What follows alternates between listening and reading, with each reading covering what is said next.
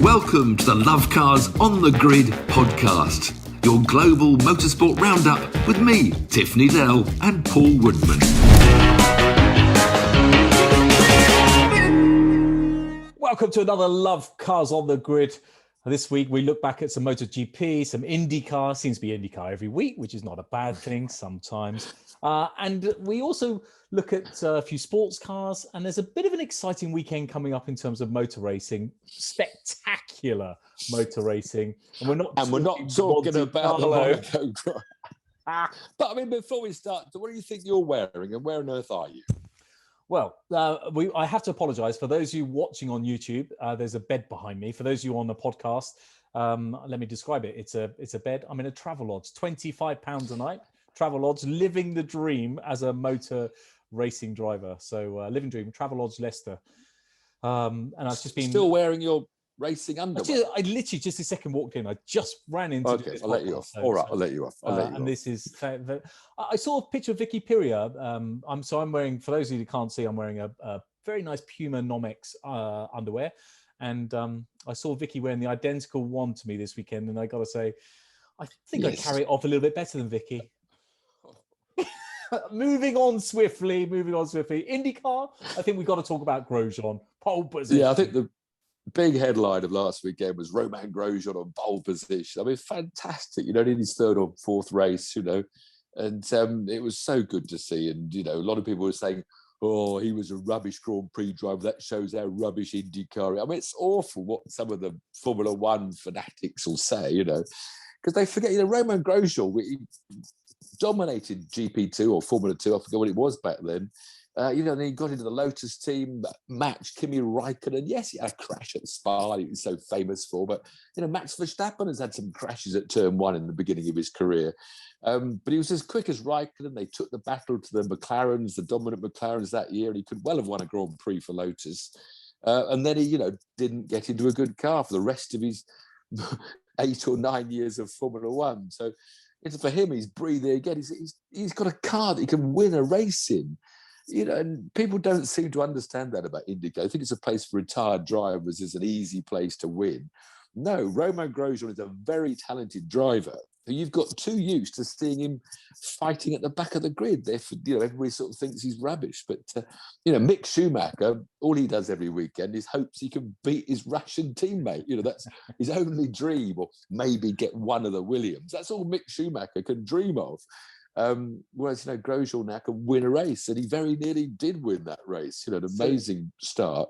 So not only is he a very good driver, he must be the luckiest driver alive, because I still can't get that Bahrain thing out of my mind. No. It's just incredible. I've retweeted. Have you seen this photo of him holding the trophy, the second place trophy, with the back of his hand is still just raw red? I think it might be skin graft or something, but very lucky, a big visual reminder. You would take that all day long, in considering what happened? What could have happened? Bit of a disaster for Jack Harvey though in IndyCar. I had good expectations for him. I thought he was going to do well this weekend. Well, it's a shame it wasn't a better race, because I think Grosjean being there got a lot of these Formula One poo-poo IndyCar people to watch. It was boring. I'm sorry. But it wasn't. I know, but this happens in every Formula. Even NASCAR. Every Formula will have a bad race. And what was happening with Jack Harvey really should have won that race. And Jack keeps having so many problems. He qualified third, but IndyCar have got this red tyre and the sticker, the red tyre, the black tyre. The blacks are slower. They have to run both tyres on at least one stint. And Harvey had chosen to run the blacks to open. And as he got second off the line, whereas Grosjean had the reds, which is why he pulled out such a good lead. And he stayed reds for the second stint and pulled out more lead.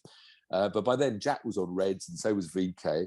But, Jack was ahead of Veekay, the eventual winner. And by then, they were hunting down Grosjean. They had better pace than Grosjean by the time he got onto the blacks. So he probably should have finished third. It should have been Harvey, Veekay, Grosjean at the end, I think, if justice had been served. But Jack had this terrible pit stop, and the car fell off their jack, and he got a puncture. And another frustrating day for Jack, who, again, a British driver, British Formula 3 champion who didn't get a Grand Prix seat. So instead, we had Indy's version of Max Verstappen out there, Reenus Veekay, another fantastic talent, who probably could be great at a Grand Prix car.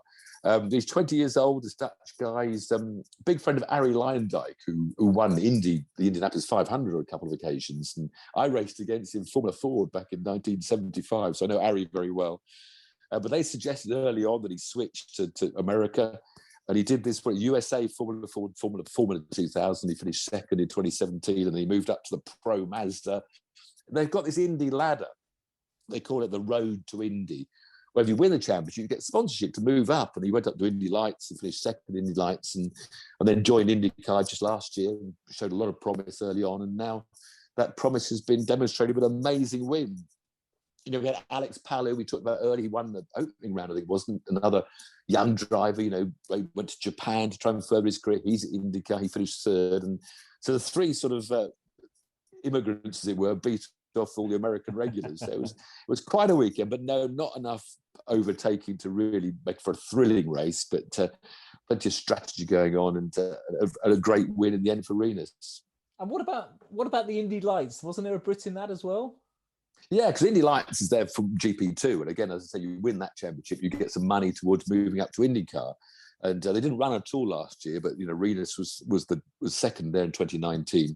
But yeah, we got Toby Sowery, who's been out there for a couple of years now, and he had a win in his first season out there. Another win coming up, but he missed out on winning at Indy by, what was it, 0.0283 of a second. So he must have been alongside the winner.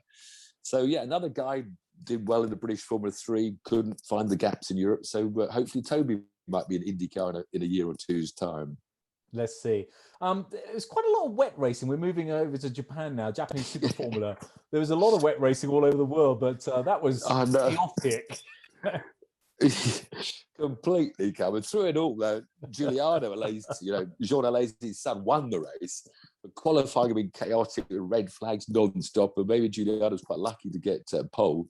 He's only substituting. He's actually out doing the Super Lights, again, the second division in the Japanese series, but he's substituting for Kazuki Nakajima, of course, raced for Toyota at Spa, and therefore he couldn't get back to Japan and race. So he ended up substituting and ended up on pole after wet qualifying, did a fantastic job. He stayed the pace out front. But again, a very truncated race with red flags and yellow flags and pace cars, and eventually stopped early. But it's funny because, he's had 4 seasons in Europe, Guiliano, and he's never really shone. And this is why you never know in motor racing whether the guy's in the wrong team or just can't get on with a certain formula. He's won Super Formula, very competitive. But in Formula 3, in 3 years in Formula 3, 23rd in the championship, 5th, 7th.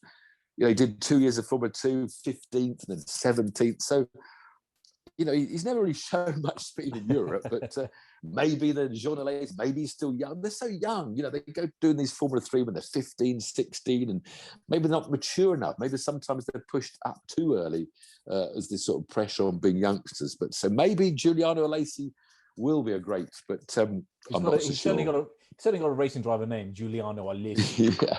Tiff, is that the Formula you raced in Japan back in the day? It was Formula 2 in my day. I did about 4 events out there occasionally. I've had a couple of 4th places. So I raced a John Player Special Honda, Rolls Honda, Lovely. Which were the John Player Special colours of my orange crash helmet. It's one of my favourite photos. But yeah, the Japanese waiting room, it's called, where you could go for a while and try to get some results going. And speaking of results, another wet Le Mans MotoGP. Was very interesting. It does make these guys are nuts. I can't believe what they do on 2 wheels. It's bad enough on a car if you have a moment. If you have a moment in a car, your heart's in your mouth. But on 2 wheels, cool. Well, by the time we got halfway through the first race, the Moto 3, they'd had a total of over 100 crashes in all the qualifying. Added to 100 crashes.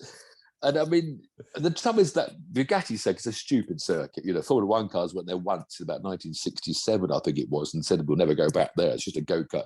All the corners, bar about 1 S-bend, are just tightening second gear, even first gear corners. And so on those bikes, they push at very slow speeds and the front just buckles under. They're mainly just a low side slide. But so it's a pretty silly track. And again, the crashes, and one man, of course, did come down to earth with a bang, was Suzi Perry's new love of her life, this 16-year-old Pedro Acosta, who second in his first Grand Prix, 3 wins on the Tross, but he hasn't had much wet racing, to be fair to him. But he was at least 2 or 3 of the 100 crashes.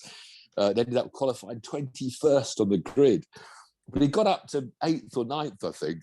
He crashed again. Well, he found some pace, and then he realised that he could. I think he slotted into sort of 7th or 8th or 5th or whatever. I don't even know where he finished, but he realised he didn't. No, he went down. He went back to 20th again, and then he got back up to 8th. So he went from 20th to 8th to 20th to 8th. So still a great talent. Suzi Perry tweeted about podcasts, and so we tweeted and said she needs to listen to this. She said she does, but I think she's done it before.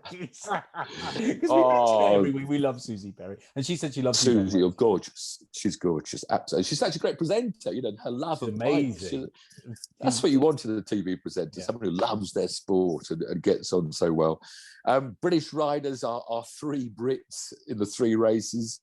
The one man who didn't come down to earth was the Scots, McPhee. John McPhee. Because finally, John McPhee, after 4 crashes on the trot, managed to qualify 4th and had a very steady race. You could tell he wasn't going to push at all. Yeah, but you say that he was catching. If I think one more lap, he would have had a podium. He'd had his first podium, but still 4th place is pretty good. Very, very careful. Moto 2, our 2 boys didn't fare well. Sam Lowes, who had been leading the championship after winning the first 2, he only qualified 10th in these mixed conditions. People go onto slick tyres or wet tyres, and the last lap was your best lap. So difficult, but he crashed trying to make an overtake manoeuvre. Jake Dixon, of course, had that concussion a few races back. He's still not really on the pace, qualified 26th and finished 19th. So apart from John McPhee, which was a good to get him to finish, no real joy for the Brits. No, well, Moto, what else do we got? MotoGP. Yeah, the big race, MotoGP. Big boys. Again, Ducati, a bit of a Ducati affair in the end. Because funny enough, Ducati's got its knowledge, this explosive, powerful engine for top speed at Qatar. At the end of the straights, they had the speed. So it's always been regarded as a ferocious bike. But apparently, a lower RPM, it's got quite a soft sort of power curve. So in fact, these really treacherous conditions, they of course started on slicks while the track was still a bit damp. So the Ducatis were just coming to the fore straight away. And of course, our man Jack Miller, who's on form, won the last Grand Prix full of confidence. And when an Australian's confident, he's very confident. But of course, they had a huge drama because it rained in the race. So they had half a lap to try and get back to the pits where they jump onto a spare bike that's got the wet tyres on. And Jack was in the gravel on that lap. He actually fell out 2 corners from the pits and had to sort of showboat it through the gravel trap and managed to get out the other side and came through to a fantastic second win. I love him when he's being interviewed or when he's doing a bit of commentary. He's so typical Aussie. You can just imagine with a beer in his hand. I hope I'm not offended at all, but it's brilliant. Just says it exactly how it is. But it was Zarco was second, wasn't he? Another Ducati, and Francesca Bagnaia, who's leading the championship, was 4th. But the only person to break up all the Ducatis was Fabio Quartararo and his Yamaha, who got 3rd. So there are 2 French, Zarco and Quartararo, 2 unlikely sounding Frenchmen, Zarco and Quartararo. I always spelled that wrong, Quartararo, finished 2nd and 3rd. So good for the French. But perhaps for me, the highlight was seeing Marc Marquez leading a Grand Prix again on his Honda. It's only his 3rd race back, after a year off with all his injuries to his arms. Sadly, high-sided, which is a bit of a not way to go, would have broken his arms. But just to see him leading again, he was on a Honda in those conditions, probably the most treacherous bike to be on. So it was a short-lived glory. But anyway, Marc Marquez is back, and that's what we like to see. These guys have got big ghoulies. Am I allowed to say that? Is that politically correct? So.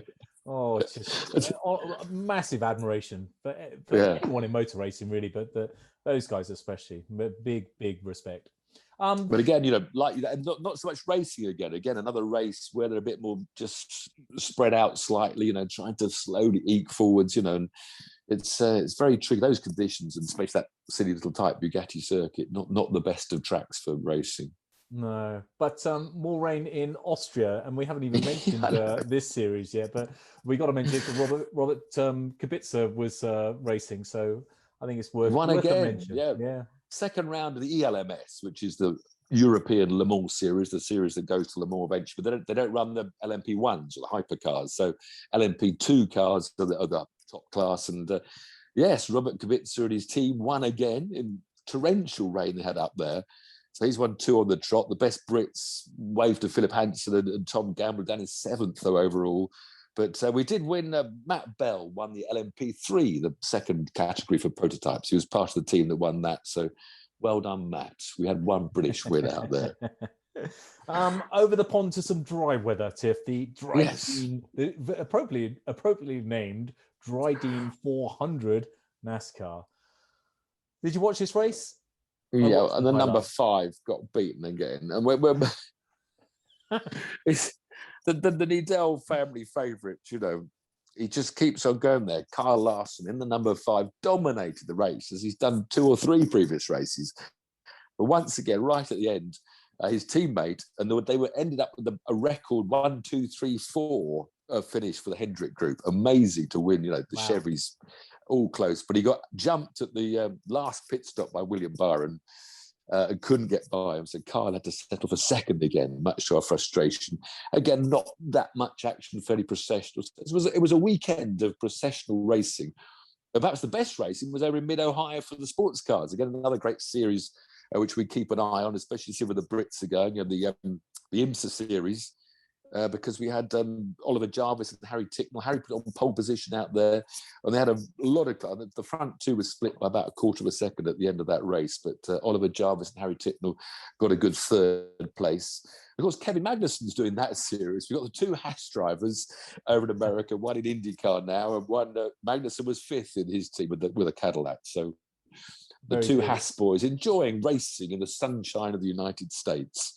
Harry Ticknell. Which is quite interesting because NASCAR this weekend. Yeah, sorry. No, Harry Ticknell seems like he's been around forever, but I think he's only still early 20s, isn't he?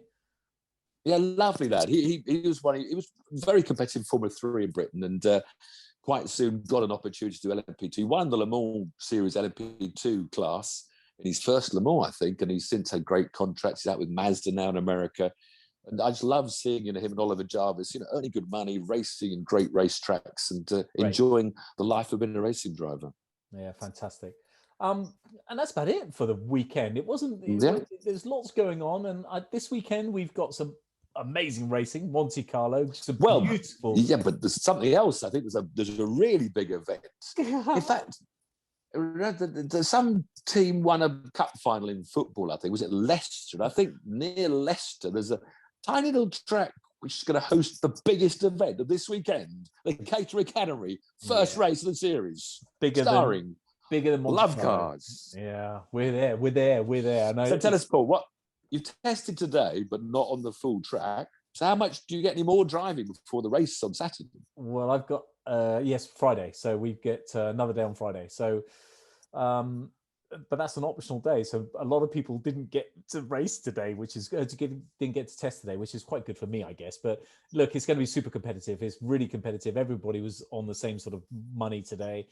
And I know it's completely different when you're driving around a track and it's a track day. You can only overtake on the left, and it's proper track rules. And then the difference when you've got someone diving down the inside. But there were quite a few incidents today. Interestingly, people are getting a bit more confidence now. But there was quite a few incidents where our old mate Lucky Supercars, Joe, he went up the back of me in a chicane, but a few people span off. One person hit a tire wall quite heavily. So it's getting a bit more serious, and this Saturday indeed is going to be very serious. But don't forget, qualify. Look for space, Paul. Don't race with people through. It's amazing in qualifying, when you catch someone up and they start blocking you and racing you, and I go crazy with that. If I've obviously caught you, therefore you let me by, and maybe I'll take you with me a lap quicker. But it's getting clear laps in qualifying is one of the hardest things in club racing, especially with 25 cars around Mallory Park. It's going to be busy. Back off, make a space, trying to get a clear lap. NASCAR boys, they're racing this weekend. They're at the Circuit of Americas, which would be great, the full Grand Prix track. So we'll see what they're like. Sorry, you were saying something else. Well, no, I was just looking forward to. I've got a good mechanic this weekend. I've got a good pitman. His name's Tiff Nadell. So I'm quite looking forward to that. I thought I was just coming to watch. I thought I was your mascot. I'm not getting my hands dirty. You're on the spanners. What So, else is coming up next week? So Monte Carlo, of course. There is the Monaco Grand Prix, the procession through the streets, which is always it's not a bloody procession. Always, it's not a procession. Not? No, it's going to be a race. It's going to look what happened with Formula E. It's going to be the same with Formula One. There's going to be lots of overtaking, lots of excitement. The lead's going to change many times. Flipping. What do you mean? Have you been drinking? Have you been for the first time in 100 years? Yeah, obviously, it is a great spectacle, and one of the best spectacles. You've seen the McLaren's new colour scheme. Have you seen this? They've got this full Gulf oils blue and orange, which is going to look fantastic. So we'll have a good sight of McLaren. I mean, there may be a bit of pit stop, a bit of strategy. You never know. Might have a bit more rain holding off in Europe, whether it's gone away by the weekend. I'm not so sure. Formula 2 support event, again with 2 frustrating reverse grid rates. So the guy that qualifies, 10th or 12th, is going to be on pole for the first race in Formula 2. So he'll probably win the first race. I won in Formula 2 by qualifying 10th. It's a bit like white group. I don't get it. But there we are. There. Tiff, give me your predictions before we leave, and then that's the end of this Tiff Talks. But give me some World Rally back. You can go to Portugal now. If you want to fly to Portugal, you can watch the World Rally down there, Championship this weekend. And British GT at Brands Hatch. Another great series. First round of the British GTs, Lamborghinis, Ferraris, Astons, all sorts, Porsches. If you want to go to Brands Hatch and watch some racing. But I think really, if you're going to go and watch live racing, there's only one place to be this weekend. Mallory Park on Saturday. It doesn't ruin your Grand Prix viewing. So a lot of effort for 20 minutes of racing. But it has to be Max at Monaco, doesn't it? Qualifying, it's got to be Max at Monaco, I think. I don't know. It's all about that qualifying. Okay. All about the qualifying. Well, unless it rains. We'll see. I can't wait for next weekend. And can't wait for next Monday, where I'll have a whole host of excuses in the bag ready to tell you. But I'm hoping for a top 5. Top 5, I'll be happy. But I'm bringing the champagne. Saturday night party. Cheers, guys. Cheers. Cheers all.